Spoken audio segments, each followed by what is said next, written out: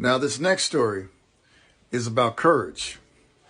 It's about knowing who you are in times of discomfort.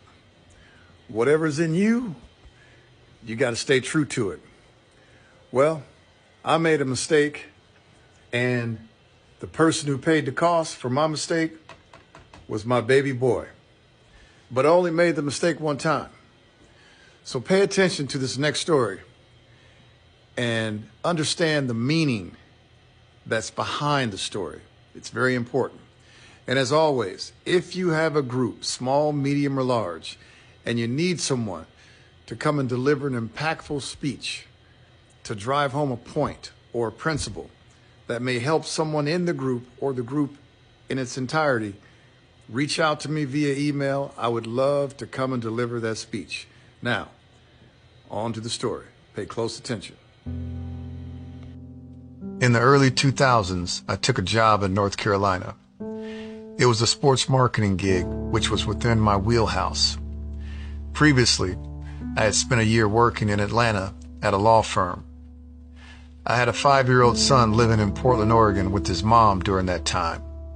I knew that being an intentional absentee father was wrong, but I justified my actions by accepting a gig that paid more, which meant I could be more of a resource for him and his mom. In the beginning, it was all good. I sent for him and Grandma. They spent some time with me over the holidays. Even after the visit, I maintained the appearance that the distance was for the best because of the financial increase. But on the inside, I was deteriorating daily. And it didn't help that I was traveling and working 7 days a week. It is often said in my circles, when you know better, you do better. Well, I knew better. When I looked at the man in the mirror, I hated what I saw. The truth is, I am the product of a fractured relationship with my father. I was filled with resentment and disappointment surrounding my dad. Knowing better for me meant being a present dad. After several more meetings with myself in the mirror, the ugliness began to fade, and I could once again see myself. Please understand that these were tough, emotional, tear-filled confrontations, but it all boiled down to what was most important, the money or my son. After more confrontations with myself, the real Chico Warren stepped forward. I wasted no time. I asked my employer if I could work remotely from Oregon to spend more time with my son.